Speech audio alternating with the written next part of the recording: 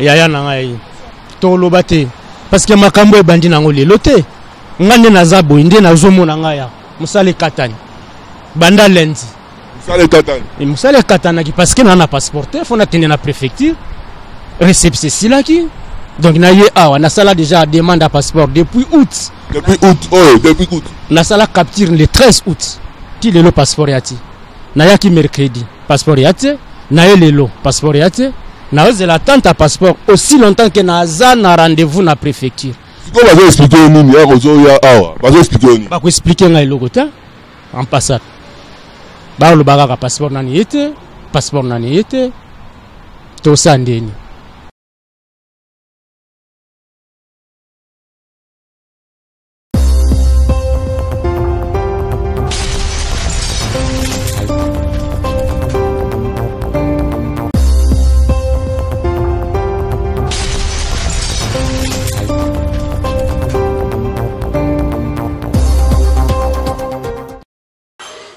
Dines mota makasi.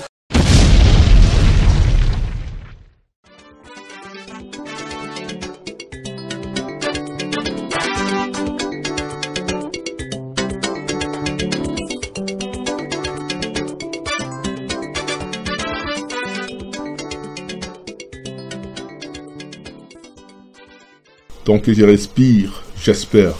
L'homme invisible est devenu visible. Alain Kous, toujours à votre service. Merci beaucoup, merci Mandeko, merci Néo Landaso, partout dans le monde. Merci na confiance au ça à l'actu du net, chaîne Nabino, chaîne à référence, chaîne Oyo, Tozala, Netolobaki, Toko. Ça là tout pour apporter quelque chose de nouveau dans la société nationale. Il faut te faire changer ma mentalité, te faire changer ma ramou si possible parce que Toko ça là simplement Oyo et là là pouvoir la biso pour nato pousser ma ramou qui est liboso. En tout cas, le lot na elibino ni lo na zonge libino na dossier ambassade il y a RDC voilà la France donc to ça qui mission to interpeller qui ambassade to dénoncer qui va salama be o salama ambassade to critiquer qui façon et fonctionnement ambassade et puis to linaki to suka te poto suka pe wana te to kindaki sur place to kinaki komona ba ndeko na biso o ba sala ba démarche kuna to so ba impression avant ba vie avant ndenge to yosaki bino ndeke to komaki kuna na ambassade bokomona ba ndeko na biso avant tamsusu to analyser na Jean-Paul bokomona mais na zo ya maintenant Jean-Paul bokomona ndeko na so ndenge ba lobaki ba pesaki ba vie na bango ba pesaki ba nini ba interpellaki pe ba autorité na biso o ba na Congo na ba ndeko ambassade o ba zo sala awa to komaki na pe to monaki ba maître bazalaki très bien hein, par rapport à maître Kalo on bête tout maître qui courtois qui bien abisso qui bisso bien et puis voilà tout cela on a Jean-Paul maintenant Jean-Paul avant la tirer nos image oyo il y a ndeko na biso oyo ça revivre la difficulté dans le niveau ambassade sans plus tarder Jean-Paul Kilombo bonjour bonsoir Jean-Paul. Oui, bonjour, bonsoir, Alain Kouskoussakana, l'homme invisible. Encore une fois, merci, Nandingo Pessing, opportunité na plateau na yo. Merci et belé na ba fidèle internet, nous surtout partout dans le monde, il y a actu du net. Bon, message nabiso encore une fois, tous en a pour nabino, tous en a tout avancé nabino et long. Donc, merci Alain Kouskoussakana. Merci. Jean-Paul, avant de tirer avant de so, ba image avant de ba réaction avant de nabiso, oh, yonde to kine ambassade, na niveau ambassade. Jean-Paul Nengo Monaki accueille malgré ba boya qui to compte na kati kuna vraiment mais ba mettre bazala qui net va mettre dans un euro gavante bazala quand même courtois au moins là on est. Oui, merci Alain Kouskoussakana. Par rapport à souci pour nous apporter éclaircissement dans dossier autorité dans l'ambassade, bah merci ebele na ba mettre to mona qui na porte na ndenge ba yamba kibiso ba menasa kibiso te. Par contre là on a la kamuza que ba mettre ba komi ko sala trois rôles ezaki abangote.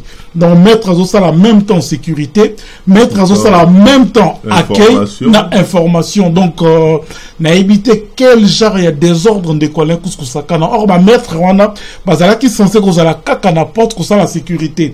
Mais bango ba comme quoi accueillir batou, bango ba comme plus quoi informer batou, qu'orienter batou pour mutuazate, il y a rien dedans en fait. Donc et souci à trop Nico Alain Kouskou-Sakana. En tout cas, tu as Jean-Paul, Jean-Paul, donc tu as minute on est tourné mission, tu as l'impression on a dit ça, mais avant tout Jean-Paul, tout ça on analyse par rapport, il y a une image au Bogota là, on image, après tout on a le plateau, pour na avis à Jean-Paul par rapport à Nyon Soko, c'est pas ça qui Botala, après tout on a le plateau.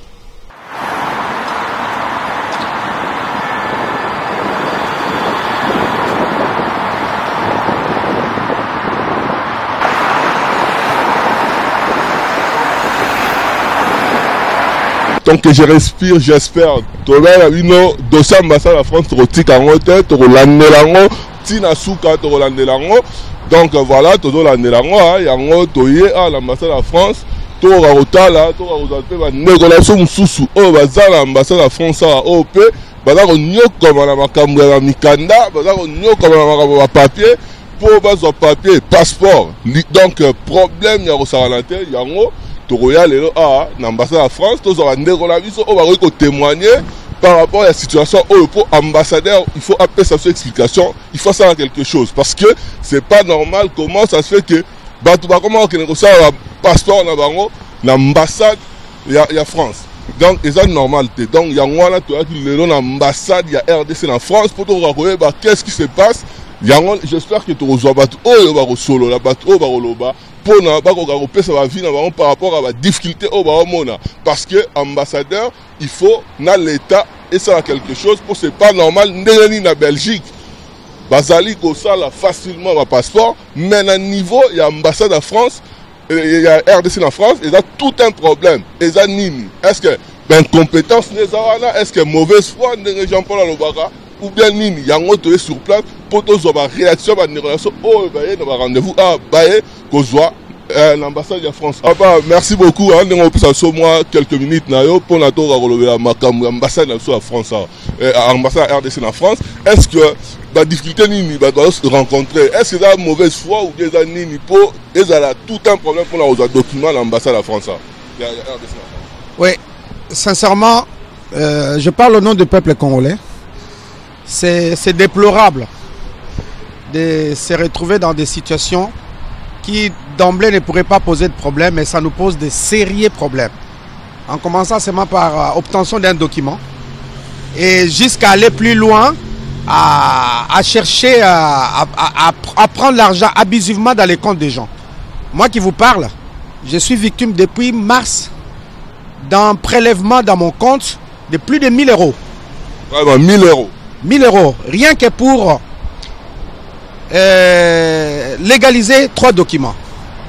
Moyennant 30 euros par document, je devais être prélevé 90 euros dont 90 euros, mais on m'a prélevé plus de 9 fois 90 euros dans mon compte. J'étais obligé de bloquer mes comptes.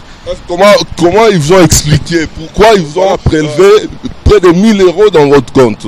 Qu'est-ce qui s'est passé? Est-ce qu'ils ont expliqué pour quelle raison ils ont prélevé 1000 euros? Qui va vous expliquer? Il n'y a personne. Qui va vous expliquer? Je dis bien, depuis mars, on est au mois de novembre, j'ai personne en fait. Mais ils avaient reconnu que c'était un bug. D'après eux, c'était un bug. On sera remboursé. Mais comment être remboursé, je ne sais pas. Mais à aujourd'hui, je continue à me battre. Je reviens du service. Je reviens de mon travail. Je suis obligé chaque mercredi de passer parce que c'est le jour de réclamation, afin de récupérer ne serait-ce que mon argent. Quel genre d'ambassade? Quel genre de pays sommes-nous où on ne peut pas, ne serait-ce que mettre de l'ordre dans des petites choses? Est-ce qu'ils ont pu quand même régulariser votre situation par rapport aux documents? Les documents, oui. Les documents, oui, mais tardivement. Mais l'argent, à aujourd'hui, non. Alors là, je viens encore de me battre. Je continue et je viens de faire encore une lettre sur place parce que la personne qui a bien voulu, dans sa bonne volonté, m'aider à aller jusqu'à récupérer mon argent, ne peut pas descendre aujourd'hui. Je lui ai fait un mot. Parce que c'est avec lui que je suis en train de traiter. Mais par contre, j'avais frappé des portes. Hein. J'avais contacté pas mal de personnes de l'ambassade ici. Tous les chefs qui passaient ici dans leur véhicule, je les ai recontactés, je les ai embêtés. Mais il n'y a pas de solution. Il y a même l'un d'eux qui me dira, ce n'est même pas la peine. Parce que quand c'est rentre dans notre poste, ça ne sort plus. Donc, est-ce qu'il y a un message que vous pouvez lancer au gouvernement ou aux autorités qui nous suivent en ce net moment? Sincèrement, faites quelque chose. L'ambassade représente les pays. L'ambassade représente les pays dans les pays étrangers. Il représente le président de la République représente l'honneur du pays. Mais quand on arrive là, c'est vraiment malheureux. Alors je demande aux autorités d'essayer un peu de revoir la situation de notre ambassade. Ça ne va pas. Qu'est-ce que, quand vous voyez au niveau de la Belgique, c'est facile d'avoir un document et au niveau de la France, c'est tout à fait un problème. Vous expliquez ça comment? Oui, mais c'est seulement le petit sérieux qu'a fait la Belgique qui donne ses retours, en fait. Nous demandons seulement aux gens qui travaillent ici de faire la même chose qu'en Belgique. Les gens quittent ici la France pour aller se procurer des passeports en Belgique. Et là, ça est étonnant. Et pourtant, on n'a pas besoin de faire des kilomètres du moment où ce sont tous des chancelleries, des ambassades. En tout cas, merci beaucoup, messieurs, d'avoir intervenu. En tout cas, merci beaucoup. Ok, merci aussi. En tout cas, Ndeko, okoki koloba nini pour l'ambassade na biso difficulté bazo mona mikanda yaya na ngai toloba te parce que makambo ebandi nango lelo te ngane naza boye nde nazomona ngai ya musale katani banda lendi musale katani parce que na passeport te fona tende na préfecture réception silaki donc na ye awa na sala déjà demande à passeport depuis août na sala capture le 13 août ti lelo passeport yati na yaki mercredi passeport yate na ye lelo passeport yate na ose l'attente à passeport aussi longtemps que naza na rendez-vous na préfecture. Siko bazo expliquer nini ya kozo ya awa bazo expliquer nini ba ko expliquer ngai loko ta ambassade ba lo baga ka passeport nani yete passeport nani yete to sandeni. Donc explication d'un passeport été. Et dans un problème moroté à niveau à kin ou bien nini bazo expliquer te. Il y a pas d'explication kaka passeport ezate. Yo la nito ba arrêter musala parce que moyen au renouveler ba document na niveau préfecture ezate. Exactement, moyen na sala renouvellement ya récépissé na préfecture ezate parce que nazana passeporté naza pe na attente à passeporté. Siko yango naze l'attente à passeport awa banda na yaki banda 8 heures. Qui a 8 heures oyaki siko to déjà to le 12 heures donc mais explication ezate. Pour une attestation banda 8 heures ti heure. Qu'on a mis au zonga ou bien les andengeni. Mais na kozonga ndengeni il faut na zo attestation pour na kende na préfecture de façon que ba renouveler ngai mukanda après na zonga na nini na musala monsieur so na salite na oliani. Est-ce que vous pensez qu'on peut sa message ni la autorité au voilà na minute. Mais message ezani message eza kaka moko ba autorité na biso ba l'un exemple quand même ya ba ambassade mususu eza pembeni ya est-ce que ba mona kati est-ce que baza ba aveugle ndenge ba na luka mukana la Belgique facilement ba zorango mais na niveau français eza mobulu est-ce que eza nini on expliquer on ndenge mais na koki ko expliquer ngote ngai mais eza ba konzi oya awa ne ba faut ba expliquer biso pourquoi awa na France passeport eza passe par rapport ya ba ville mususu ya ba mboka mususu. Aucun na Belgique aux passeport, c'est organisé. Au lieu awa na Paris awa, c'est même pas organisé, il y a pas de passeport. Au lieu siko zandeni. To sandeni siko. En tout cas, ba autorité ba Hollanda yo, moi ya suka pona ko interpeller ba. Ba yo ke la biso mawa. Ba ye ba ke mutino surtout o aza awa azwa kasimikte. Ba mususu baza peut-être na ba 600 €. Siko alongola 250. Afuta passeport, agotika na combien? Ba yo ke la biso mawa. Basa la musala ndenge esengeli ba organiser to boyite mais ba pesa biso quand même poids mutoye a sali démarche a zongi mais ezateke mutoye banda tongo ti 17h il y a même pas de réponse ezalaka wapi côté lema pas de chauffage donc yema lili mais finalement toza na mboka ni dans ma lili kuna chauffage ezate au kota kuna alors que de moi l'ambassade à Belgique va ça va na café va vendre ici place ça il y a réchauffé tout mais papa oza liboso kota zo ba image na katiki ezate ba tuno ba telemi chauffage ezate to vendre tilerni aujourd'hui bisa batu o bazo banga ko intervenir ba loba aujourd'hui ça va en ligne parce que pour ma changer faut ba loba nakobanga po na droit oya ngai mingi to pesa micro bazo banga nakobanga te ngai parce que ngai lelo musale ezate naza na réception c'était papa na kopesa réception na hôtel depuis les 18 et si là qui nakobanga pourquoi pour un droit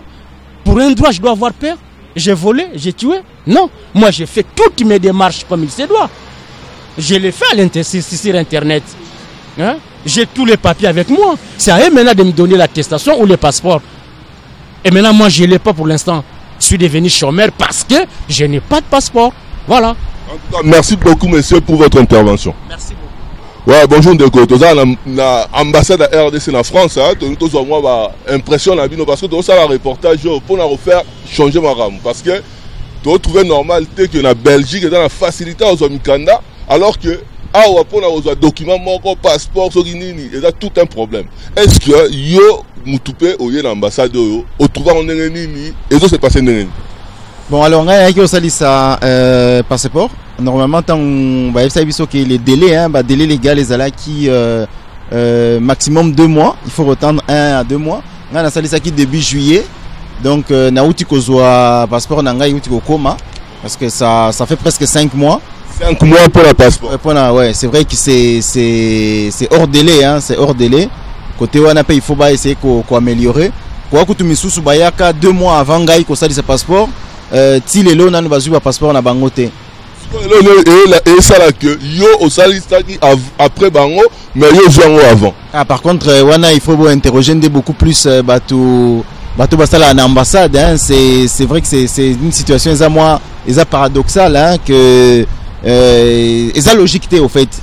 On peut pas comprendre que muto sala ici en janvier a zoatena muto sala ici en juillet azu muto avant muto sala ici en janvier. Donc je trouve que côté l'ambassade côté il faut essayer qu'on améliore parce que ça fait des années que ça dure, ça fait vraiment des années que ça dure. Au niveau il y a accueil tout ça et c'est très désordonné, déjà quand mon côté l'ambassade dozoye baté même bon de temps à autre agent sécuritaire comme ça bato passeport bolé kakoto bato baé ko sali ça capture bato baé ko sali ça capture bato baé pour un retrait bato baé pour un visa au moni. Donc il y a pas vraiment ce qu'on comme une ambassade il y a moi fouillou les alliés en tout cas service il y a pas beaucoup d'informations. Organisation dans l'ensemble de l'organisation ils bien été. Et ça aussi ça fait des années que ça dure. Autorité au bateau la nation la minute par rapport à la situation aux ambassades pour yo passeport mais pas ninga msusu la difficulté aux passeport. Bon moni après qu'on interpellé bon après mutuna mutoya kana ye mutuna mutoya kana ye na ambassade bon ngana okioza la nayaki mukolo moko na mutu mususu mais il se peut que moi élément moko nde sali différence entre kana ye na kana ngai ngana zui ye azuite tu vois. Mais vraiment na ko interpeller autorité pour la réorganisation à niveau et accueil na niveau et ambassade. Même de constater chauffage coûte des l'ambassade. Bon ngana lokwa na lata IVS na éviter penza niveau à chauffage na éviter ceux qui mais na yoka likamwana à chauffage ça fait un moment que na yoka ngo penza que chauffage dans l'ambassade des Athées, c'est vrai qu'on est en plein hiver, on est en plein hiver. Ce qui est dans l'ambassade à Belgique par exemple, par rapport à documents moraux parce que aux gens. Non, ngai na fana na France, c'est vrai que idée wana il a kabatu misusu na yoka kape boé, les gens ils préfèrent aller faire ko sali c'est passeport na bango na Belgique, na peut-être à Bruxelles ou à Liège, il paraît que kuna ya makambo sala maka mbango est bien, mais bon moi j'estime que eza ko reporter ba problème. Tant qu'il n'a pas en France, je préfère peut-être critiquer l'ambassade de France pour que va améliorer pour la batumso sur la cima. Donc un cas aussi concret na web ça veut dire on a niveau il y a accueil pour la retrait il y a passeport.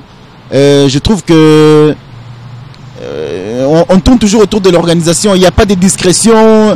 Donc batunyo so bazo il y a un accueil alors que ce que tali bien ba ko sala makambo ba numéro batunyo so ba fandi oyo moko okena guichet mais wana batu nyonso baza na guichet azo solo la kana yo batu nyonso il faut bayeba ke donc et puis autre chose très important peut-être que na reçu ki sawana bazo pesa mutu oye ko retirer passeport na yo. Normalement mutu oye ko retirer un document comme ça tu dois présenter une pièce d'identité batali penza ke yo ya azotala kaka tali kaka elongi est-ce que za elongi kokana moni donc okyo zaneti ngana okyo zala na zabo e babengi tansu la ressemblance là mutu exactement ou ba okyo zala babengi kombo na yo ngana yo kike kombo na yo ki yo zalite na ye na lobi ezali ngai pe nazui passeport. Ça c'est vraiment très dangereux. En tout cas merci vraiment, merci pour l'encourage nous pour battre tout moi bazo banga na éviter bazo banga ni en plus bala mboka mo dans le droit de l'homme na éviter pourquoi bazo banga pour répondre à la question un mot pour l'autorité pour notre tika. Non bon après la peur des gens bon batu misusu ba Kolekana Média, c'est pas non plus donné à tout le monde. Hein. Après, voilà, moi, dès que j'ai des choses à dire, je les dis. Hein. Donc, voilà, donc, bah, autorité Kakaba, et c'est qu'à quoi améliorer. C'est bien, il n'y a même pas une boîte à suggestion. Kolobakeno, na ambassade, bah, ok, moi, boîte moko, bah, qu'est-ce qui peut être amélioré? Tout le monde a Kango, hein. Na ba Biska Moussous. Donc, voilà. Ah, merci beaucoup, Ndeko. Merci de l'intervention. Merci beaucoup, Ndeko. On peut s'asseoir quelques minutes pour répondre un peu à Maramoué se passer dans l'ambassade de Bisso. Parce que tout va déplorer comment ça se fait que l'ambassade de Bisso a tout un problème pour la reçoit documents. Donc, est-ce que Ndeko, est-ce que yo peut aller dans l'ambassade de Bisso? Est-ce que au trouvant on nini ba démarche est-ce que c'est normal et ça va normal facile aux autres ramno ndenge sengel tout le monde à l'administration sous ou bien au Golobani? C'est bon, déjà on a trouvé un normal tiens. Bon, ambassade en haut au conseil demande internet remplit tous les documents. Bah tinelo ba kizé de réception net ba administration a minele mais là au comara ba besoin rendez-vous dossier ba monati. Dossier mon on a raté au foot à tout 250 €, le passeport le plus cher au monde. 250 € fouti. Bah preuve tout à CB na eza tout normal. Regarde le dossier à ti. Oh le cas jour msous. Oh zela dossier de maté. Na la ngole singable parce 4 mois la zone zela capture raison mon la ti. Capture mon la ti. Bah donc c'est explication ni. Explication ra que non, tout le monde a dossier non ti rendez-vous aux gens mais tout le monde na ti na bizarre. Solution ou bien les bongo et tiens, on a déblocage social, il n'y a même pas longtemps, 2-3 jours, déblocage. La zone capsinga les gars pour l'attestation, l'attente. Maintenant, on a une situation, maintenant, on va congolais, mon boulot. Autorité, sur la minute, ça va venir. Va restructurer l'ambassade.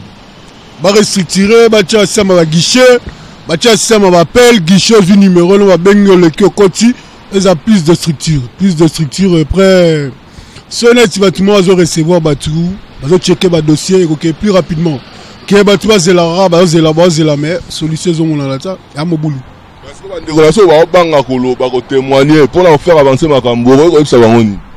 Bah faut pas ça va ressentir na bango après ça on peut s'y ressentir na ça doit finir. Pour le bilan changer on peut ça va ressentir positivement. Problème les amis ce dossier mon anité faut me documenter ça prouver que ça la démarche now. So zalango baroyo ka misu azana ba compréhensif bazo ka mais faut que solora netinakin lingala ndeka ka lingala so beta français ba mono rara humano raka. En tout cas merci beaucoup na ndenge au cordel so tamuke. Y a pas de souci ngala nga disponible mais faut to binane pour l'école toujours bendele mais bon et à moi mon boulot jamais lâché. Merci beaucoup. Bonjour maman, bonjour. Merci de nous déjà. Pour répondre à la question par rapport à l'ambassade, il y a RDC en France. Maman, yo, au salle de la démarche, aux autres trouver l'ambassade, comment ça se fait qu'il y a en Belgique, ils ont la facilité à avoir des documents, mais ils ont la difficulté. Excuse-moi.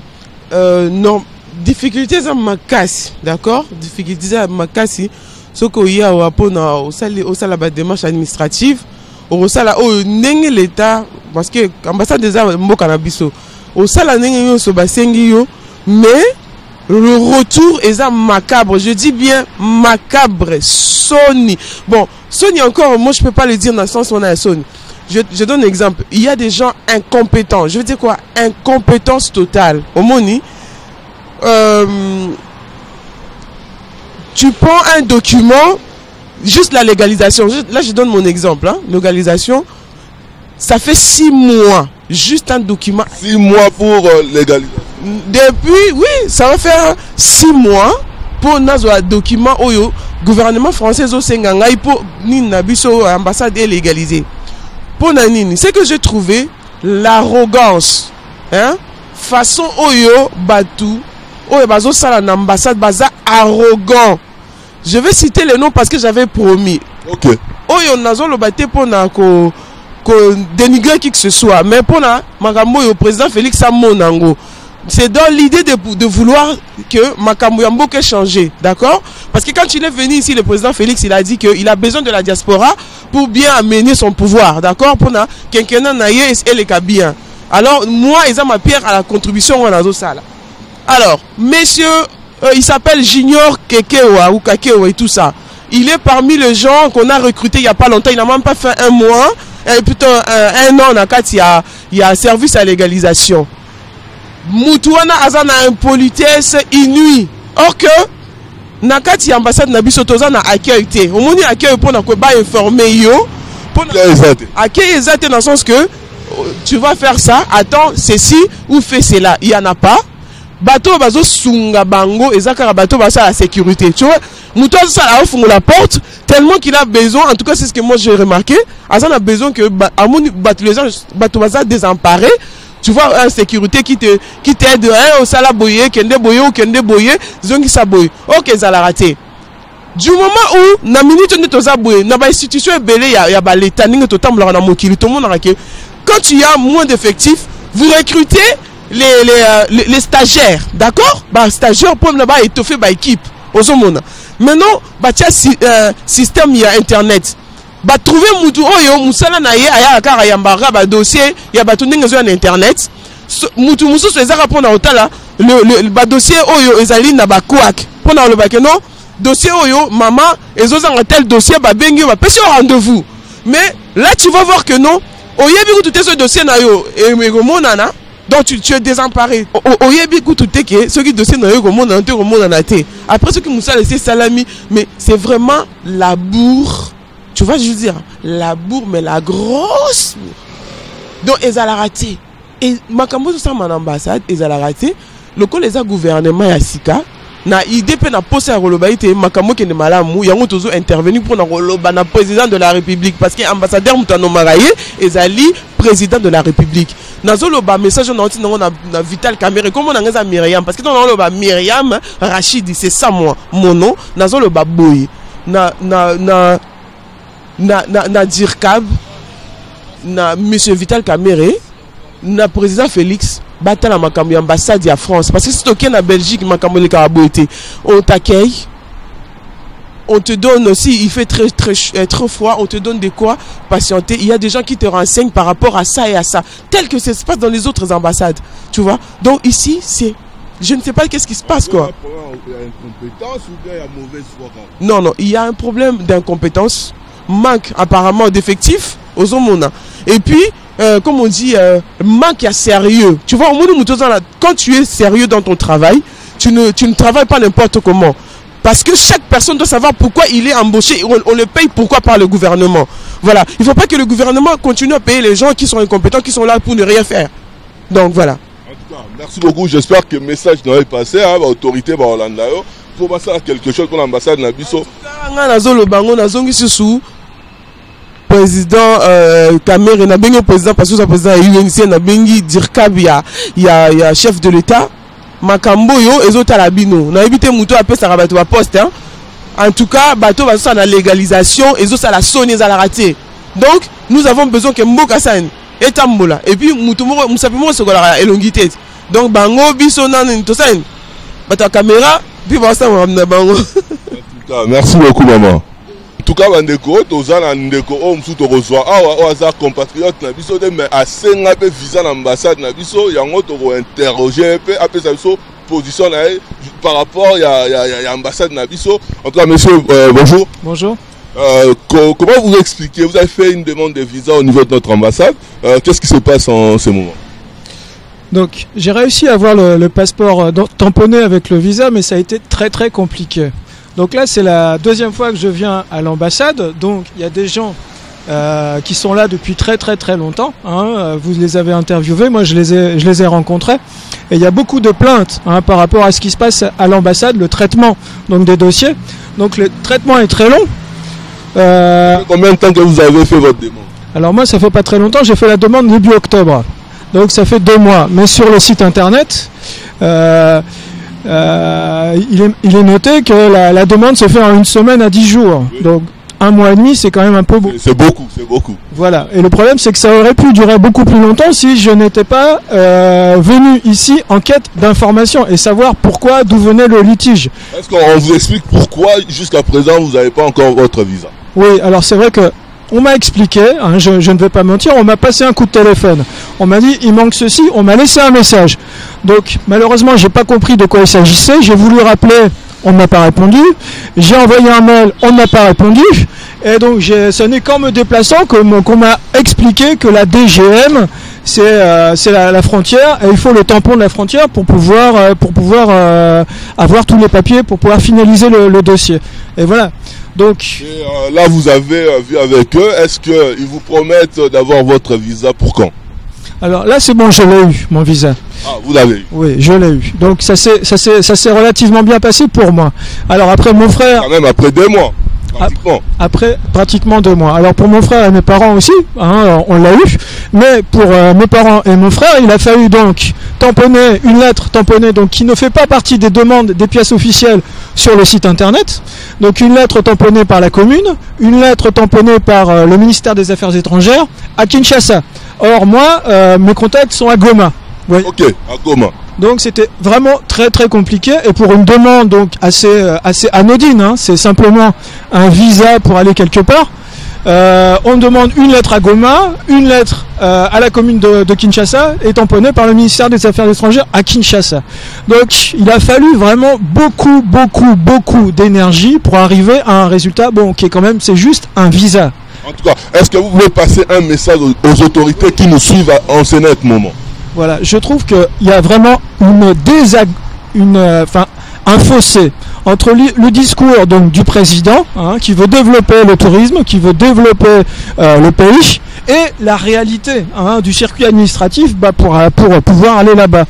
Et voilà, on peut pas développer le tourisme, hein, on peut pas faire en sorte que les Européens, les Occidentaux, les Américains viennent au Congo s'il n'y a pas un circuit administratif et de l'ambassade efficace. Et là, c'est pas le cas. Alors, je pense qu'il y a un sous-effectif criant. Et il y a un problème aussi Internet. Je suis pas sûr que les bureaux de l'ambassade soient tous connectés. Donc voilà, je pense que là malheureusement il faut investir un peu, former et puis équiper un peu plus l'ambassade. J'espère que votre message est passé. Les autorités vont prendre encore ces messages. Et voilà, merci beaucoup de votre intervention. Merci. Oui, merci papa.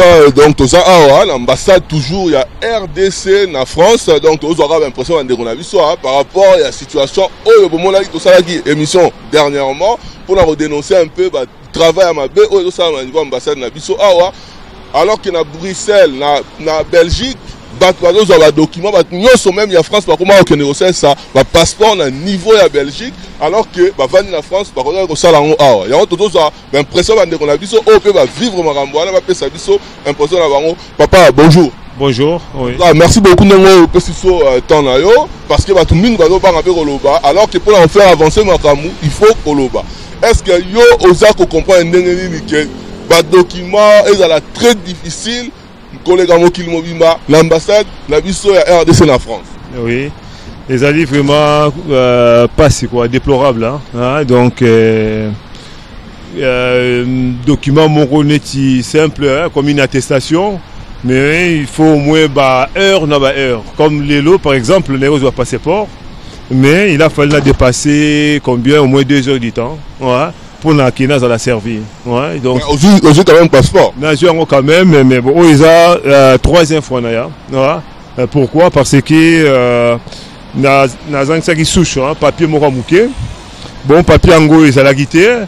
Bon, mais malgré qu'ils ont toutes les preuves, ils ont la ailleurs. Donc, ils ont toutes les preuves au prouver qu'ils ont identité, surtout. Na ba preuve na bango plus musu c'est ali mais na quand même pas yango. Ça fait combien de temps et durant combien de temps pour ozoa passeport na yo demande na yo si ozu passeport ça existe combien de temps? Bon, il joue quand même depuis mois d'août, septembre, octobre, novembre, donc ça fait quand même 3 mois. Voilà. Moi, j'ai pour la passeport. Tout à fait. Bon, un grand pays comme le Congo, quoi. On pouvait jamais penser que demande des salami lélo 3 mois et ça là quand même. C'est tout que Batumoussou peut bloquer le dossier dans la préfecture, perdre un canal, le passeport, voilà, on va documenter. Oui, c'est ça, oui, voilà. Et puis, une chose, aussi, malgré ma repose au passeport Rwanda, mais il y a une souffrance nakati à qui ils avaient bien été déjà ba chaise pour la bafanda ezate même ba rodataire pour na qui au ticket pour na qui ba pesa yo, mais vraiment pour un grand pays comme le Congo, surtout que le Mali, ba Sénégal kuna, tout est bien organisé. Au commis, au scanner peut-être ticket nayo, mais après nous surtout donc s'enchaîne. Si on veut passer un message à l'autorité, voilà, pour améliorer quand il y a ambassade na biso oyo, il y a RDC na France awa, et comme attend sous notre ambassade, il y a RDC na Belgique, au Kolobani. Bon, on va vraiment qui vraiment l'ambassade na biso d'abord des organisations, to sengi ba autorité compétente, ceux qui prennent l'ambassade, vraiment, ça a quand même quelque chose.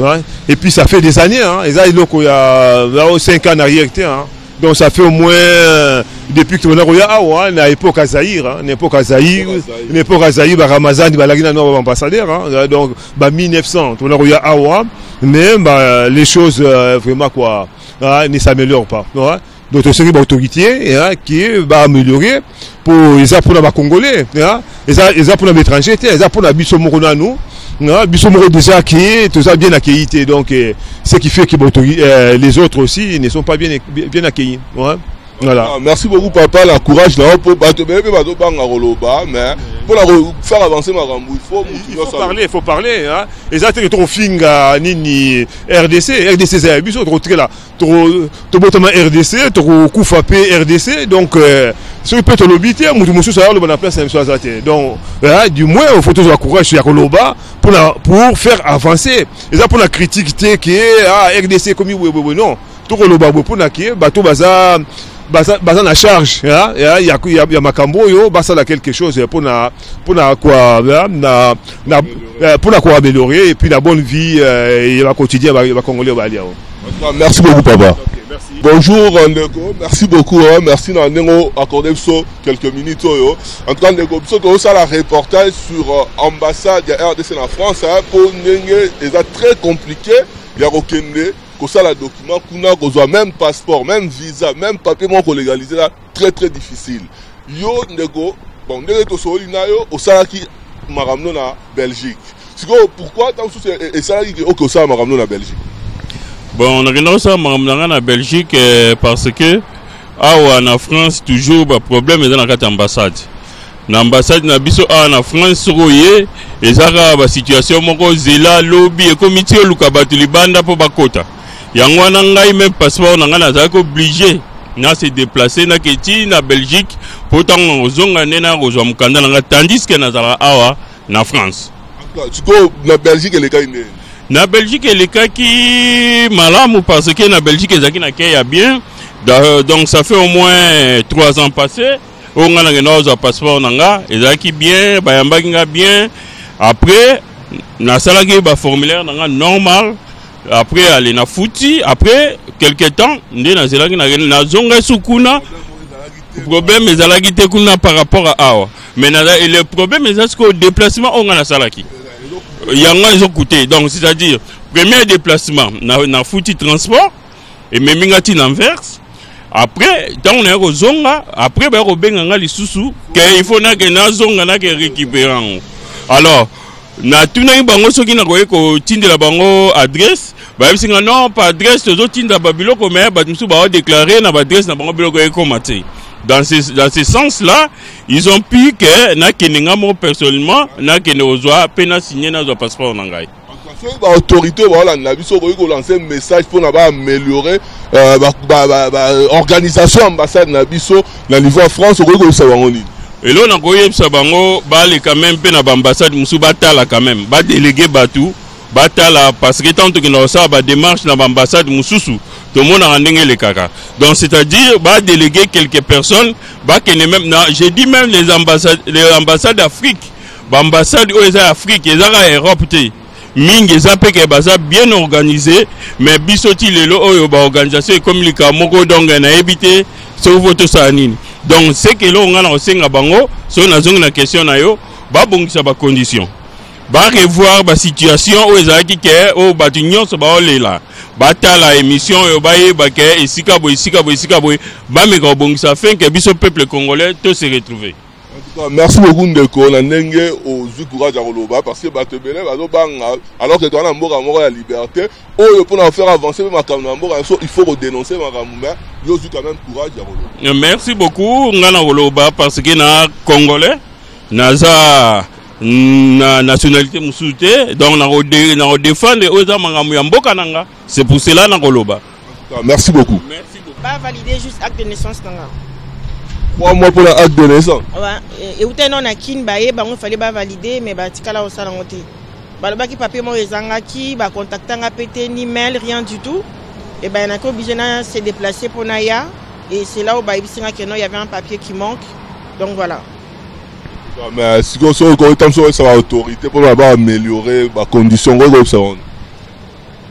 ils ont vraiment du boulot à faire hein, parce que l'ambassade à Congo franchement c'est un peu la honte quoi. Tout ça quand même beaucoup à monnaie né comme l'ambassade d'Abisso Naïta Oyo c'est vraiment un peu sonné l'Abisso. Et tu musique où tu as pu ouais. Là où tu tours. Tour. En plus où tu tours tout ça 3 mois pour un passeport. 3 mois et puis le pire c'est bengi bango ba yambaraté. À quoi ça il y a coaché numéro d'internet mais le numéro wana et sonnera dans le vide en fait. Ça ne sert à rien. Ça ne sert à rien. Si quoi un passeport écoute à la combien? Aucune idée. Habité. Ben merci maman, quand même on courage oh là pas te mettre au banga, te éviter va mettre on va mettre ta vie non quand on vient de ah. Mais nga lobi vérité mboka nga na fingi mutute na lobi eza vérité, ambassade na biso e bango moko ba mettre baza conscient que toza vraiment na musala ya kosala. Soki to coach na kati za ka ko ganga ngai bonini ngai wikanda na ngai, c'est vraiment la merde et puis c'est la honte pour na mboka na biso. Tour combien de kilomètres combien de temps il y a trajet? Ben ça dépend si on a 8 TGV, j'ai quoi? J'ai 1 heure, si on a 8 trains, j'ai 2h30. Ben on a rapport au passeport donc est-ce que vous pensez que vous allez la Belgique, la Belgique est mieux?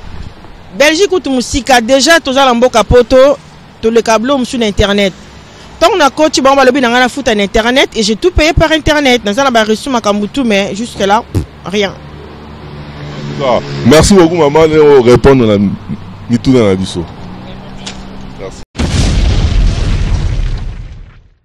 Aïe!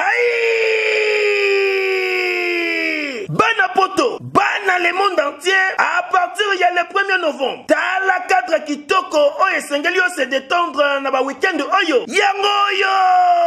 Chez Jongade, batieli bino bilubu ya kitoko, c'est-à-dire awa ambiance zali kolala ya malonga na ndenge ya 2 fois te. Po bazali kotumba ntaba ya elengi makasi ngulu oyo ko sepela nango pe poulet na ndenge ya 2 fois te. Ndenge kaka bozali komona zali kotumbama na kwanga ya banteke pe ne loko malili ekosala likambo na kati ya nzoto. Kasi chez Jongade ezali kofonga makaka chaque week-end, c'est-à-dire vendredi à partir ya 16h-5h. Samedi à partir il y a 12h-5h. Pe dimanche de 12h à 3h du matin. Babosa ni binote tango oye chez Jongade oko sepela parce que oza kolia ntaba, oza kolia ngulu, oza kolia poulet na musique ya elengi. Lokola mokolo ya vendredi bobarna kozwa artiste lokola Suzuki Luzubu 4x4 ye muto banda kobeta. Vraiment Jongade na sepeli mi tu va ebi ke Jongade awa na série Marcel Dasson.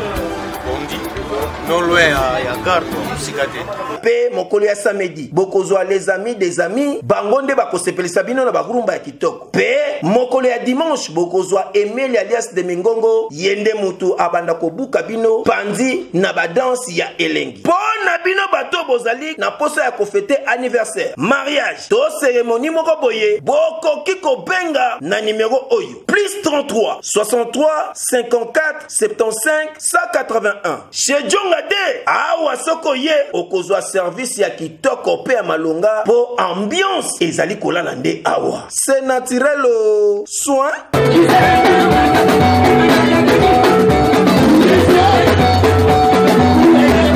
biso tuto kutana awa soirée ekomi awa donc mutakangi Paris eza jonga minga kolobeza te roi David l'homme qui a tué Goliath mais c'est Djaja Voilà quoi. Oh, Djaja.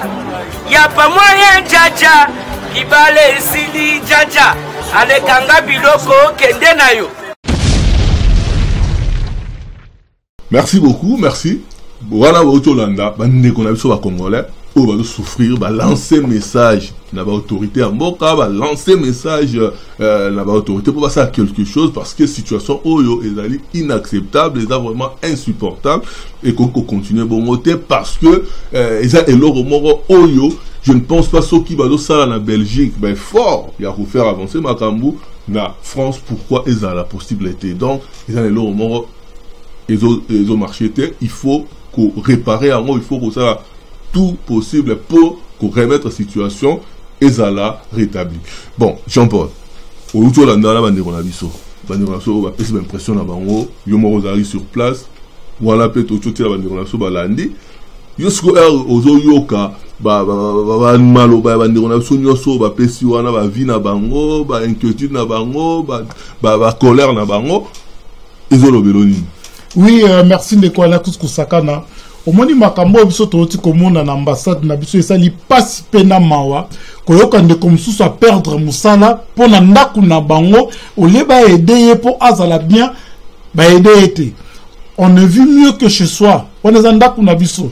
Tant totika bamboka na biso déjà totika bamboka na biso pour ba condition toyebi toyena mboka mopaya poto bunda contribuer le l'évolution mamonge na mboka na biso de quoi la kuskusakana to bomba ngote kelelo grâce ya mbongo eutaka awa mandeko na biso bazo vivre mais ceux qui ba komi ko bloquer biso awa parti ya liboso ya ndaku donc il komi problème de quoi la kuskusakana makambo biso to moni ba mama na bana fo ba uta ba kilomètre na ba kilomètre ba ya ko koma kolala na Paris ambassade des en chauffage, bah quitte malonga ezate, muntako yamba bango azate, donc on se sent abandonné, donc un peuple abandonné, un peuple qui n'est pas chez lui, déjà la carte ambassade c'est déplorable de quoi les coups pour ça. En tout cas c'est déplorable.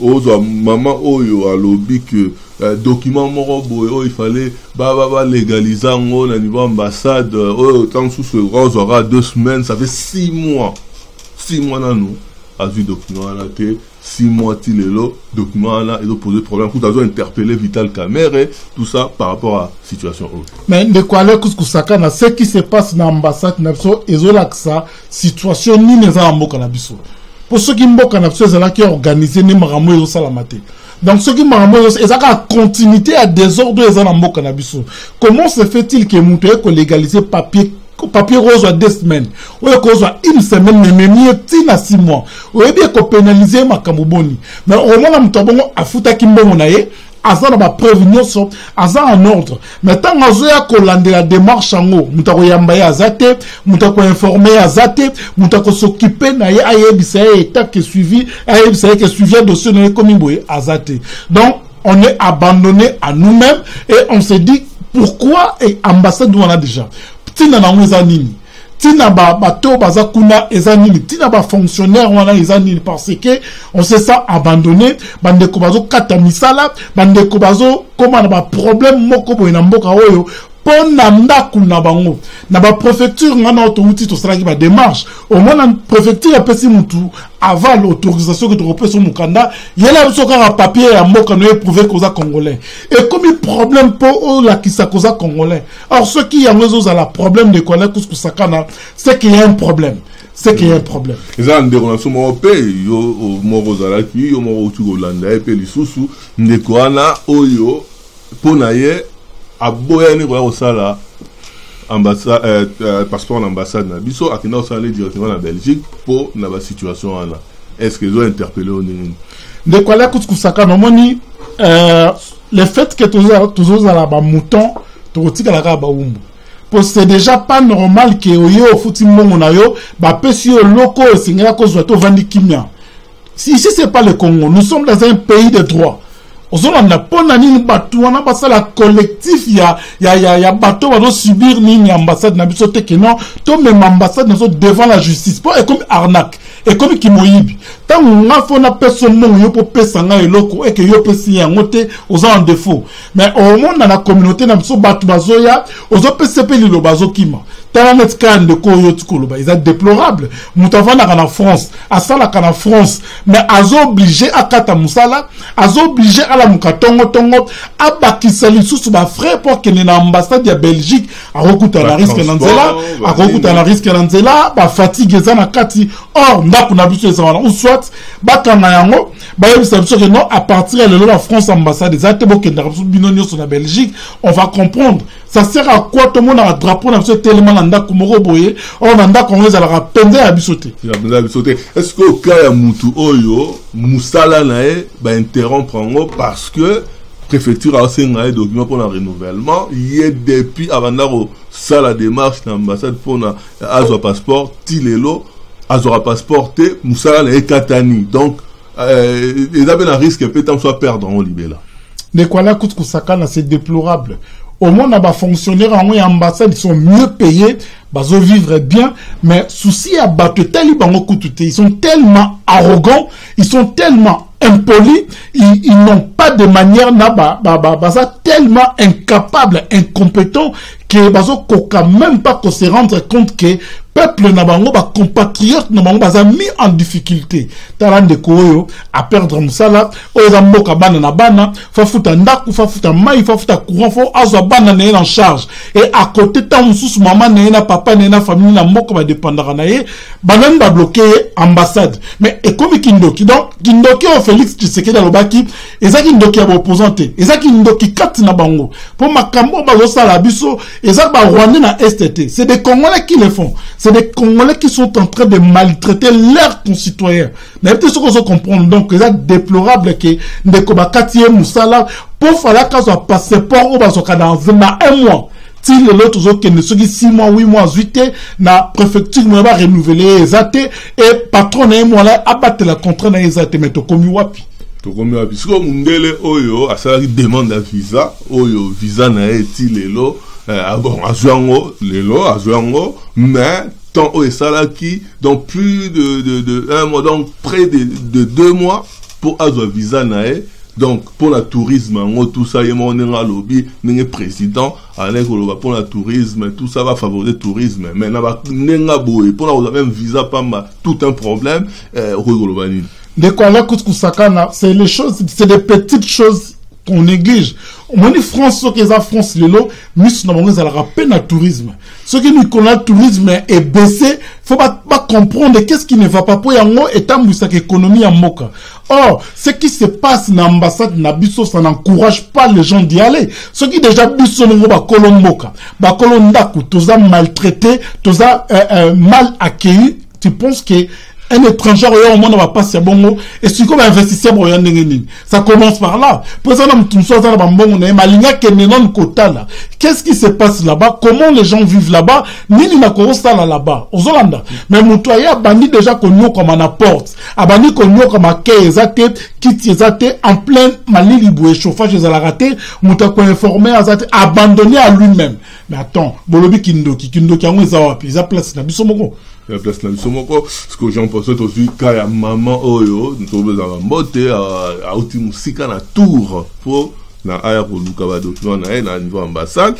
Est-ce que ambassade wana ba ko créer te ba consulat na ba mboka mo eza proche ba ni doit permettre ba tout ba se déplacer rater moulai bon pour na ba ti Paris ou alors obligé là à la ligne dans la veille pour na à l'ambassade. Donc est-ce qu'on va créer ba consulat mo de faciliter ba tout comme ça et réduire tant sous difficulté à gestion au bas na niveau ambassade.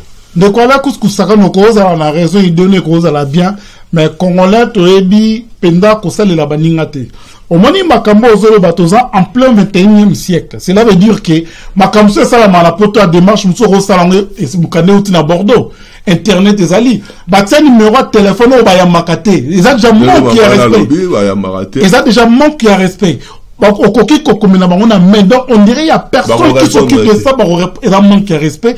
Oh bango ba yebeza kozwa mongo ko absorber bozuya batu. Donc souffrance ya ba congolais on dirait zo arranger bango, on dirait ze sengona bango et on dirait pas ça ba zombie en fait, bazo vivre dans ba souffrance na biso na mboka oyo. Déjà pour organiser ambassade de quoi, ça ne coûte rien. Regarde ce qui se passe na Belgique. Na Belgique ba yamo na téléphone, na Belgique ba répondre na mail, na Belgique ba cotine de l'eau na courrier. Ce qui est impossible par Nabiso et on ne sait pas, on s'apprend à qui. Tu retournes à Nani, tu as battu à 15 à la raté, information, c'est un autre outil qu'on a. Bah, qui tu as fait des athées. Donc, il y a limite pour la. Donc, moi, confidentialité. Confidentialité, exacté. Donc, c'est-à-dire que ma Kamuno aurait traité en Moutounio, ça doit au courant, la Maramoué Rosa à l'ambassade. Confidentialité, exacté. Quel manque à respect. Et, Bande Konanga, Congolais, on est où là? Ce qui dans un pays de droit, tu as droit à sauter, alors combien de fois plus forte dans un pays comme le nôtre, où tu as même peut-être droit à monter aux abaoum. Donc, c'est déplorable, le Congolais qui se prétend être maïlé, au footing, bah, pessu et le couteau, vandi kimia nanda kunaote, téléma, boya, qui ne porte plainte. Ça, là, un premier pas, bah, Congolais, belé, bah, roya mamoué aussi, là. C'est quoi, quand y a moutou, oyo, bah, prélever, donc jusqu'à 1000 € na compte par erreur na ambassade, mais jusqu'aujourd'hui non rembourser a été ça nini yaka mais muto ça va OK ndengeza biso biso soki dambo compte na poche bimaraté et robima souté de koala kuskusakana ça c'est de l'arnaque, c'est du vol. Donc on dirait gouvernement Congo tia biso en place voleur, une bande de voleurs. Banana ambassadeur, tant que tu es ensuite, tant que tu es éclaircissement, comme photo ça ne date pas d'hier, Maramou. Donc, ça date de 5, 6, 7 ans. Le col de Salami Bongo, c'est plutôt calculé, Bongo ya bat, Bango, ça fait des millions. Donc, économie qui mouille. Est-ce que Mongo, l'État congolais, a commis qu'on escroqué, ressortissant, n'a commis qu'on escroqué, bananaïd.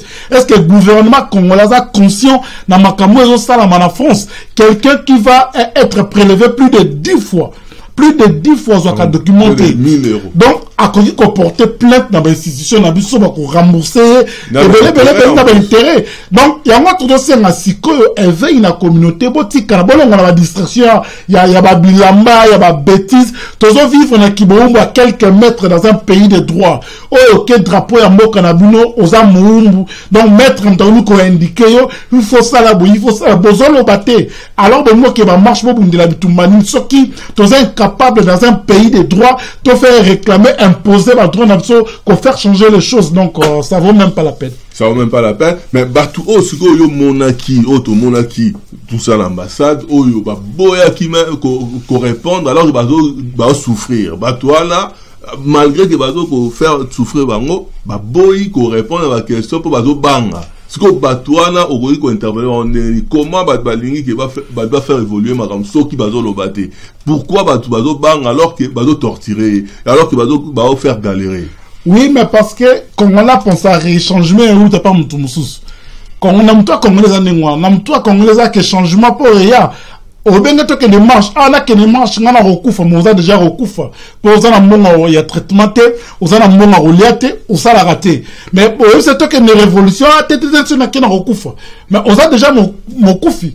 Tout bunde la pour la génération à venir. T'as la net, c'est quoi le problème, mais au moins, on a bon, azot qui m'a ramené ça, là, temps en temps, pour aller à Hollande, là-bas, même des marches, et qu'on a abouti, pour le côté. Donc, alors, on a droit, comme il faut bonde là-bas. Donc, à comme il faut bonde là, il y a même qui, tout ça alors que ils ont un loco ou dans le droit il faut que tu aies un sang qui a rebondir là.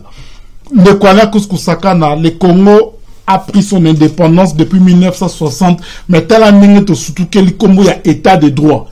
Tel année to surtout que belé pas une définition dans mon nom. Donc Congolais y bi droit n'était les Congolais pensent qu'il y a kaka na ba devoir. toza aussi na ba droit dans net mamezo le kana ambassade donc au moins na mutoyer voyez c'est mais yaka to réclamer yaka to sangana to tete na attente mais tani no zanango pour aux heures beta 5 jours 7 jours 8 jours na même document na même dossier zo évoluer te bazo manquer au respect bazo répondre au te donc to yebi valeur na biso te de colère tout ce ko ta efinde comme sous sa mobile o do mona ki alobi ki o nezana na bangolo ba parce que ba ya boya ko pesa nga visa na nga noni nga kende kin so ba moni nga ba ko pesa nga visa te. Poto yebi ba droit na biso te de colère kuskusakana ce qui se passe na ambassade ya France ya RDC na France est catastrophique. Totamboli na ba ambassade africaine poubelle. Eza poubelle, eza catastrophique. Les gens qui travaillent là-bas, pourquoi ils sont payés? Pourquoi ils sont là déjà? Pour nani bazana si on n'est pas respecté. Pour nani to sangana te to que ne ko bouter bango dehors, to imposer na gouvernement parti de la so bato baza compétent. Quel est cet ambassadeur o ya yebi souci à peuple na été? Déjà ambassadeur ngo komo na enani bato ba yebi été. Un ambassadeur qui ne peut même pas s'occuper d'un problème ya bande konaé donc je ne sais pas.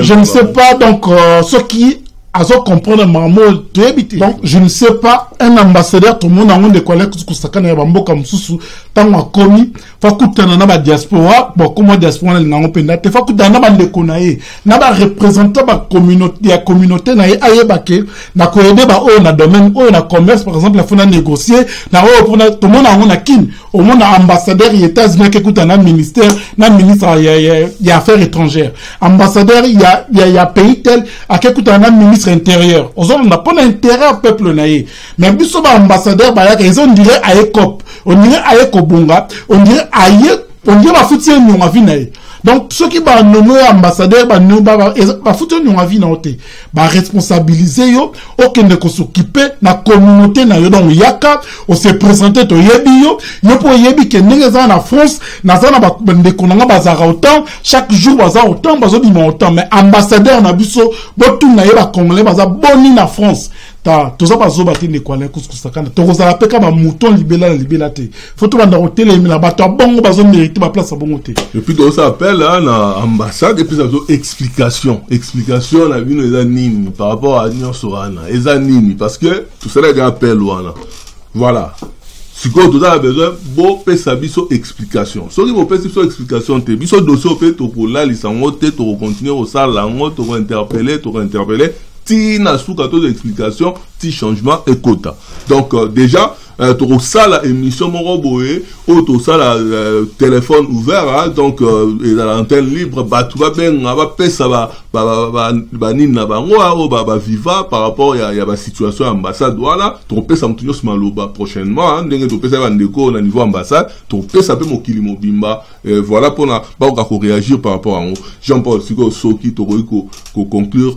par rapport ya émission par rapport à sujet au ambassade pour na lelo par rapport au totiko ça là okoloba ni Jean-Paul na ba autorité na bato ba landa na ambassadeur ou azolanda biso na ministre yo ba ndeko nyoso basala na ambassade voilà pour na ba faire évoluer makambu na niveau ambassade à RDC na France. Merci de collègues Kuskusakana. Déjà pour notre autorité à Mboka, faut pas comprendre qu'ambassade représente la image à Mboka.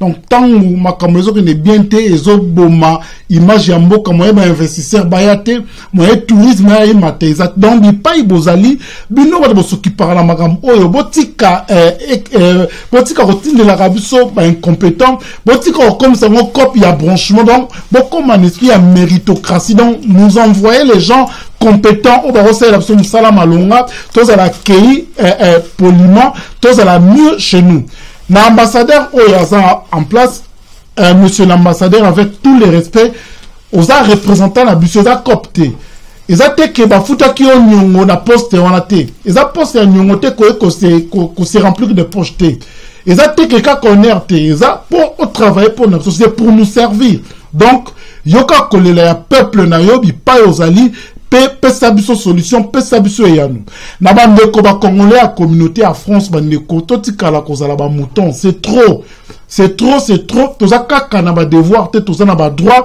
et puis toye ba ko réclamer ba droit na biso, donc biso to les mater. Encore une fois, merci à Lekusku Sakana. Moi, ba mbote na Holanda pour na to conclure. Donc ba mbote ya lelo na pesa exclusivement na mon vieux Félix Madada, à partir de l'ambassade de Bruxelles, na équipe mobile bozo considérer ba compatriote. Donc encore une fois, bon continuer que ça toujours exemple.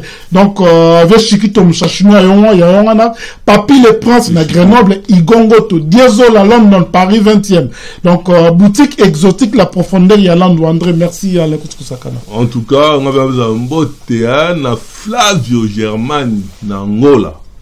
Flavio Germani na Angola na Luanda ba motebele à place aux Ali parce que yo Ali vraiment mutu Hollanda la tu du net donc il y a on a condition l'émission yo ba motebele Patrick Demuchi ba motebele Sergine Diel ba motebele place aux Ali la sanité Francisco Mangala tout seigneur tout honneur Gilouba qui silencieux il était au commencement Nadège Fernande, la mère, la princesse du roi, Noti Kusakana, il y a Nemi, non, bah, nous tous Noti Kusakana, maman la Pacheni, Nemi Palata, et puis, la sanité, Margot, moi, de place aux Ali, et la sanité, Bokendara chez Djonga, bah, tout le monde va pub, tout ça, c'est normal parce que, voilà, tout le monde a besoin de pub, voilà. Pour faire évoluer la chaîne.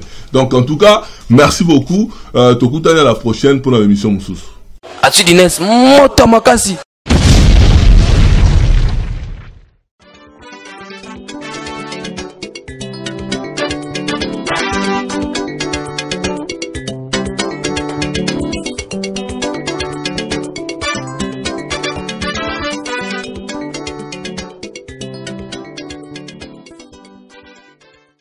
Toujours en connexion, Activinet, toujours en connexion. Omoni ba Martin Salou ana to ba vandaka ni so na oloba ba ebi.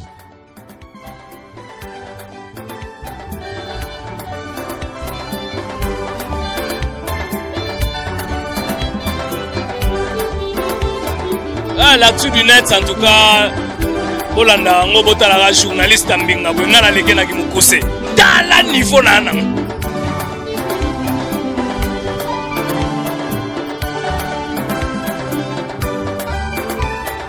Donc tant qu'il y a détecté que Bamou soit dans le faux, il faut approcher Bango. L'actu du net. Actu du net. Bolanda information Makassi. Bino déjà Actu du net. Fin cop. C'est-à-dire qu'il y a Matabo Kita. Bana Bino Maele. Bofinga Botonga. Boko Mantekaka. Actu du net. Number 1.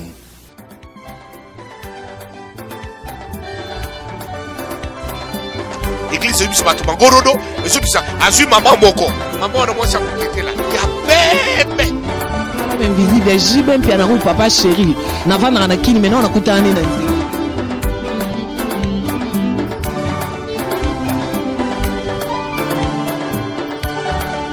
Mais pour tes années qu'on donc là t'es lamba, batbaye barati.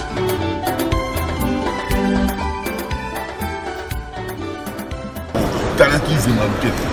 Bon, ngana laki nataki pena nyoka mubi.